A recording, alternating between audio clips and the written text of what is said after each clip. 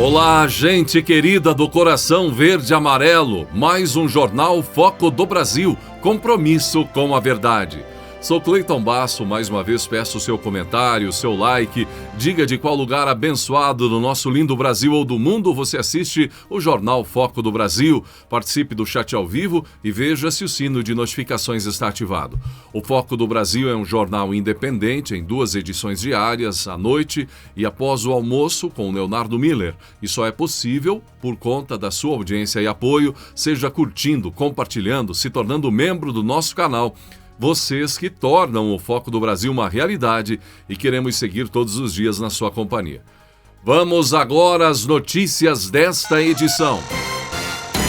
O presidente Jair Bolsonaro fez um longo texto na noite desta terça-feira, dia 26, e publicou em suas redes sociais. Ele disse que os bons não podem desistir de lutar. Na declaração do presidente Jair Bolsonaro, ele citou uma frase concedida a Martin Luther King: para que o mal triunfe, basta que os bons não façam nada. Eis a declaração do presidente Jair Bolsonaro. Somos um só povo, uma só nação. Entre nós não há essa ou aquela cor, não há esse ou aquele sexo, não há essa ou aquela classe social.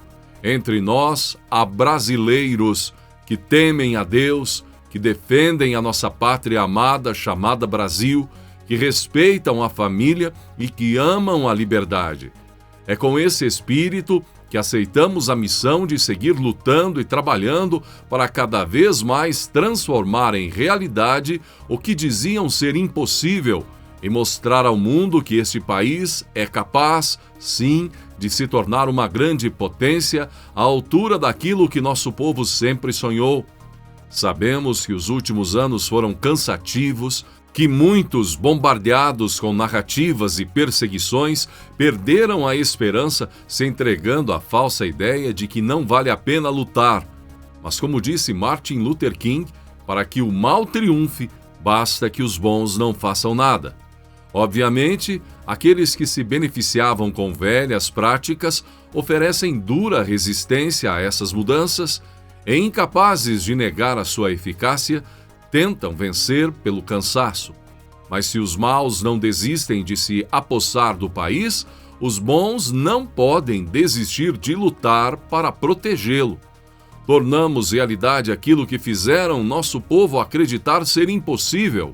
Hoje, obras são concluídas antes do prazo, estatais não dão mais prejuízos, empresas são abertas em até 2 dias, pagamentos são feitos sem dar bilhões aos bancos e impostos são frequentemente reduzidos. Somos um só povo, uma só nação, entre nós não há essa ou aquela cor, não há esse ou aquele sexo, não há essa ou aquela classe social. Entre nós há brasileiros que temem a Deus, que defendem a nossa pátria amada chamada Brasil, que respeitam a família e que amam a liberdade. Apesar das dificuldades que trouxeram, essas tempestades não serão capazes de destruir a colheita dos frutos da prosperidade e que plantamos com grande esforço na terra arrasada que encontramos em 2019, pois criamos as condições necessárias para torná-la fértil novamente. Mais do que fértil, tornamos essa terra mais produtiva e sustentável, oferecendo um ambiente mais atraente, com maior perspectiva e segurança para aqueles que aqui querem produzir e possibilitando cada vez mais a geração de empregos e de riqueza para os cidadãos brasileiros, publicou o presidente Jair Bolsonaro. O presidente Bolsonaro também fez um desabafo em sua conversa com apoiadores. Bolsonaro disse que muitos se surpreendem com sua franqueza em verdades, porque se acostumaram com mentiras doces. Ele falou isso conversando com apoiadores na manhã desta quarta-feira. E daí eu acho que eu consegui botar na cabeça de vocês que o poder não emana do povo. Conseguiu ou não ainda? É verdade. O poder não emana, verdade. Se emanasse do povo, o povo cubano seria livre. Será que é tão difícil entender? Será que é tão difícil entender as coisas? O povo se acostumou com a mentira mansa. Aí ele é grosso, fala palavrão. Você tá falando o presidente ou o marido? Como se o marido de você não fala palavrão em casa também? Tá faltando é coragem. Ele não gosta de mulheres, então eu gosto de homem, pô. Ele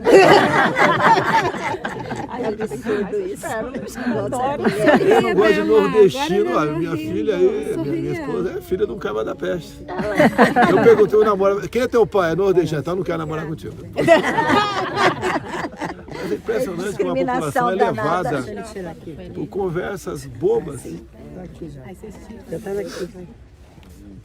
Ele é fascista. Esse idiota nem sabe o que é fascista. Nem sabe, é verdade. Solta, né? Solta. Mas o pior para mim são os repetidores. Esses jovens que entram nessas faculdades e repetem, igual papagaio. Não pensam. Eles são produto do meio, né? Exato. Não quero criticar esse jovem. Tem que conversar com esse jovem. Eles são doutrinados. Tem que perguntar o seguinte, você vive sem o celular? Ele vai para a escola sem a mochila, mas não vai sem o celular. É verdade. Agora pergunta se o jovem lá de Cuba, da Coreia do Norte, ou da Venezuela agora tem celular. Tem não. E se tiver, qual conteúdo ele pode ter acesso? Eu vim de Minas, vai olhar para mim. Eu também vi. E o presidente explicou por que parte da classe artística está tão furiosa com ele. Era até 10 milhões por mês. O cara podia pegar por ano na Rouanet. E não prestava conta. Nossa Senhora. Nós passamos para 500 mil. Merreca, né? Imagine 500 mil no bolso de vocês aí. Nossa. E com critério. Daí o pessoal tem que ficar revoltado mesmo. Com certeza. Olha, ele não é democrata. Ele ataca instituições democráticas. Ele prega a guerra e não a paz. Tá hoje matéria da imprensa aí, não sei qual foi, capa, né, que aumentou em muito a venda de água do Brasil. Sim, aumentou e eu facilitei mesmo. Agora não bota na mesma matéria que tem caído demais o número de mortes por arma de fogo no Brasil. Porque se você para um carro numa pista aí, hoje em dia o cara está preocupado se vai chegar em você, se está armado ou não. Mora num lugar meio deserto, também, será que o cara está armado? Tem que comprar arma de fogo. Os vagabundos têm, por que você não pode ter? Nas redes sociais, o presidente Bolsonaro também comentou uma boa notícia para o Brasil sobre retirada de medidas restritivas para o aço brasileiro determinada pelos Estados Unidos. Bolsonaro disse: em mais uma demonstração de que a narrativa sobre o isolamento internacional do Brasil é falsa, os Estados Unidos anunciaram a revogação de medidas restritivas contra a importação do aço brasileiro. A revogação é exclusiva para o Brasil e as restrições seguirão valendo para outros países. A decisão foi tomada cerca de um mês após nossa primeira reunião bilateral com o presidente Joe Biden, quando o assunto foi amplamente discutido. Com a nova regra, os Estados Unidos deixarão de cobrar taxas adicionais de até 46% na importação dos produtos de aço laminado a frio. Em 2019, as restrições já haviam sido mitigadas, com uma cota que nos permitia exportar 3,5 milhões de toneladas sem taxas adicionais. E agora medidas de proteção comercial foram retiradas, possibilitando o fortalecimento da siderurgia nacional, que exporta mais de 7 bilhões de dólares, comentou Bolsonaro. O Dia Nacional do Motociclista é comemorado em 27 de julho. A data celebra todos os que, seja profissionalmente ou por hobby, aí, pilotam motocicletas no Brasil. Conhecido popularmente como motoqueiro, o motociclista não apenas pilota motos, mas também vivencia o que é conhecido como cultura da motocicleta, cada vez mais forte no Brasil. Se diga a respeito, por exemplo, das motociatas, mas milhares de brasileiros percorrem rodovias, fazem turismo e trabalham com sua moto. O Brasil tem 33 milhões de pessoas em duas rodas, ou seja, atualmente já são cerca de 33 milhões de brasileiros habilitados na categoria A para motos no Brasil. Uma verdadeira nação sobre duas rodas. A quantidade de brasileiros habilitados a pilotar motos cresceu 17,5%, gente, nos últimos 5 anos, totalizando 33.893.329 cidadãos com habilitação A em 2020. Esse número já aumentou agora em 2022. Há quase 50 anos fabricava-se a primeira motocicleta no Brasil, a pequena Yamaha RD50, lançada em 1974 e já alardeava seu bom desempenho e a economia de combustível. E também, sendo motociclista, gente, o presidente Jair Bolsonaro emitiu seus parabéns pela data. Parabéns a todos os motociclistas e entusiastas do Brasil pelo seu dia. Moto é uma forma de expressão da liberdade sobre duas rodas, publicou o presidente Bolsonaro com uma foto ao lado do ex-ministro Braga Neto. Circulou nas redes sociais, gente, um dos motivos da revolta dos banqueiros com o presidente Jair Bolsonaro. Há um grupo que sonha com Lula vencendo as eleições e revogando o PIX. Foi um dos comentários que circularam por aí. O ministro da Casa Civil, Ciro Nogueira, inclusive disse sobre isso, esclareceu a situação e afirmou que banqueiros teriam aderido ao Manifesto pela Democracia, organizado pela Faculdade de Direito da USP, porque os bancos perderam 40 bilhões de reais por ano com a criação do PIX, lançado oficialmente no final de 2020. O documento intitulado Carta às Brasileiras e aos Brasileiros, em defesa do Estado Democrático de Direito, já conta aí com muitas mil assinaturas, entre elas as de Roberto Setúbal e Pedro Moreira Salles, co-presidentes do Conselho de Administração do Itaú Unibanco, e de Cândido Bracher, ex-presidente do banco e hoje membro de seu conselho.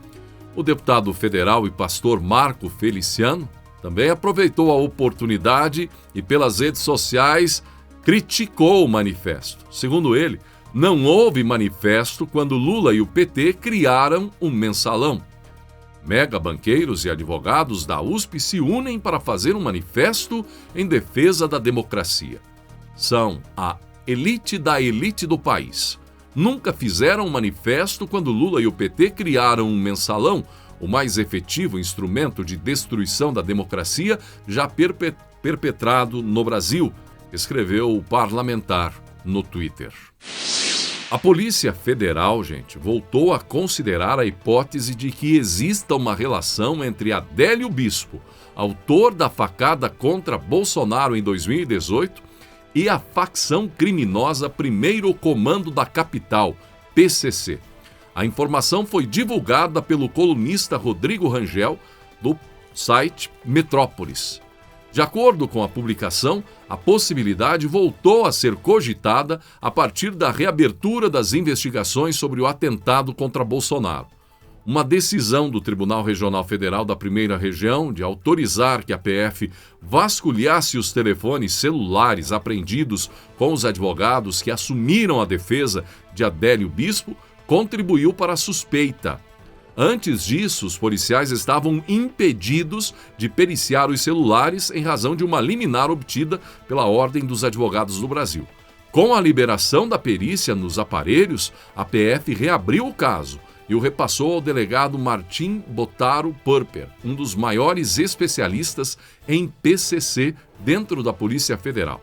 De acordo com o colunista Rodrigo Rangel, fontes teriam informado, sob reserva, que a hipótese de ligação de Adélio com o PCC voltou a ser considerada a partir de registros localizados no telefone celular de um dos advogados do autor do atentado contra Bolsonaro.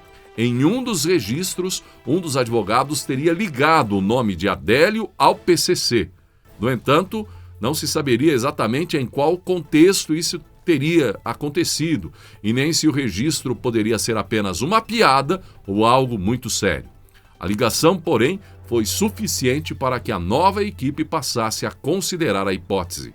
A possibilidade de uma relação do PCC com a facada no presidente Jair Bolsonaro surgiu pela primeira vez logo após o atentado, a partir da constatação de que ao menos um dos advogados da equipe que se apresentou para defender Adélio também atende integrantes da facção criminosa.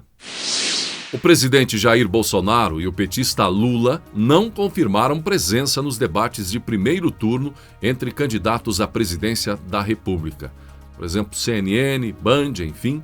Mesmo assim, ambos devem participar da sabatina do Jornal Nacional da TV Globo, informou o portal Poder 360. As entrevistas individuais na emissora, na Globo, no Jornal Nacional, serão realizadas ao vivo de 22 a 26 de agosto. Já no dia 29 de setembro está marcado o debate entre os candidatos ao Planalto. Tanto Bolsonaro quanto Lula não confirmaram presença no debate, mas devem marcar presença nas sabatinas. Moro no palanque de Bolsonaro? Pois é, gente. O União Brasil anunciou que vai apoiar a reeleição do governador Ratinho Júnior no Paraná, que é do PSD. O martelo foi batido após uma reunião de Ratinho Júnior com o deputado federal Felipe Francischini, presidente estadual da legenda, e um telefonema com Antônio Rueda, vice-presidente da sigla. Com a aliança, o ex-juiz Sérgio Moro passa a ser um dos candidatos ao Senado na chapa de Ratinho Júnior e que, por enquanto, é o postulante à presidência da República também o Luciano Bivar, pela União Brasil. A formalização ali da coligação acontecerá durante a convenção do partido. E a aproximação entre o PSD e União Brasil também poderá provocar um fato inusitado. Moro e Jair Bolsonaro poderão, em tese, dividir o mesmo palanque no Paraná, já que o candidato do presidente ao governo, hoje, é Ratinho Júnior, de quem foi aliado, inclusive, na eleição de 2018 e com quem sempre manteve boas relações. A hipótese de Bolsonaro ter outro candidato ao governo no estado é remota, porque faltam poucos dias para o prazo final da Justiça Eleitoral para a formalização de coligações e lançamento de candidaturas. O mais provável é que a coligação de Ratinho tenha mais de um candidato ao Senado. Moro e Bolsonaro estão rompidos desde abril de 2020. O ministro do Trabalho e Previdência, José Carlos Oliveira, disse que a expectativa do ministério é fechar o ano com 2 milhões de novas vagas de emprego.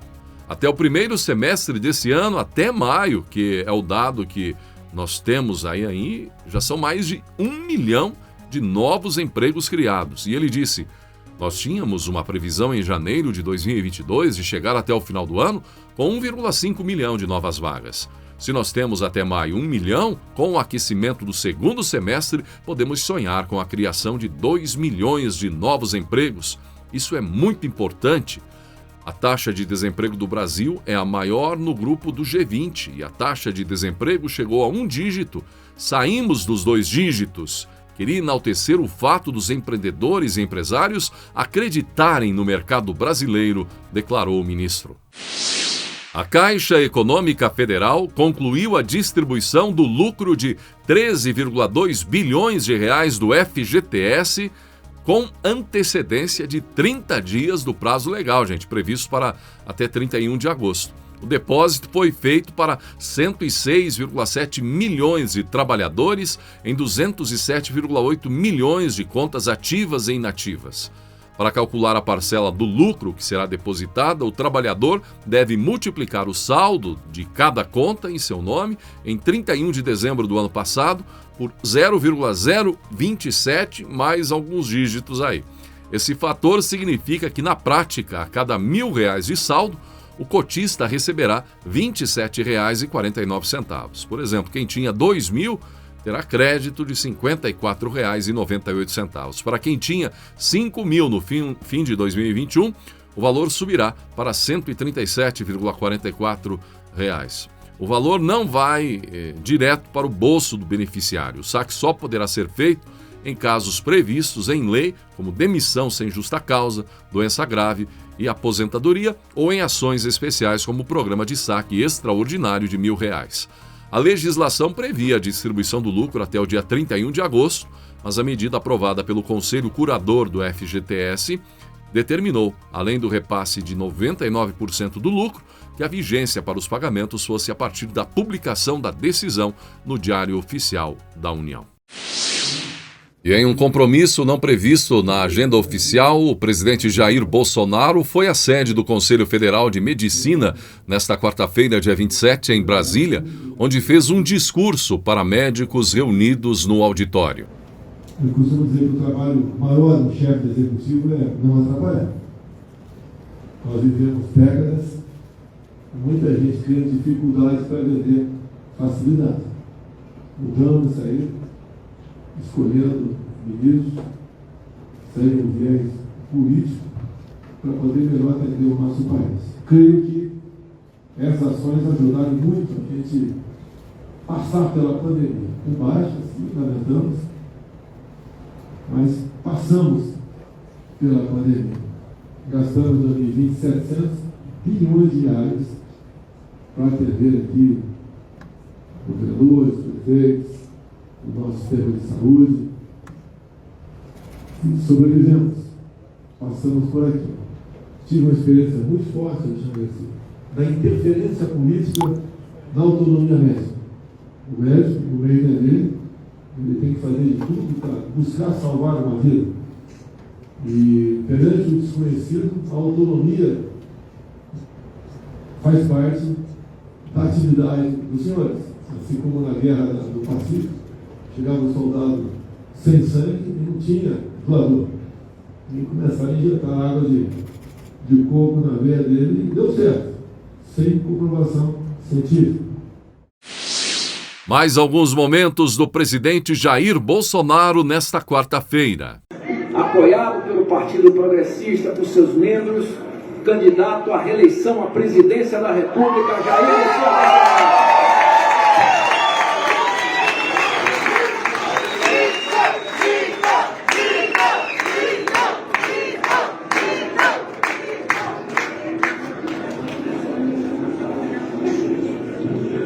Eu tenho duas notícias aqui que são inéditas. Primeiro é para o Lira. Lira, entenda que eu sou o deputado número 514 nessa casa. Outra para o Ciro. Ciro, nesse clima, nesse ambiente, ainda bem que o Valdemar não está aqui, mas que dá uma vontade de voltar, dá. É com muito orgulho, muita satisfação que estou aqui. É essa casa, mas o ambiente é daqueles do Partido Progressista, o qual eu integrei por mais de 20 anos, contando as suas derivações lá atrás, do tempo de Francisco Dornelles, era o PPB e também o PPR. Nós somos irmãos. E como é bom voltar aqui, ver algumas caras não são novas, né?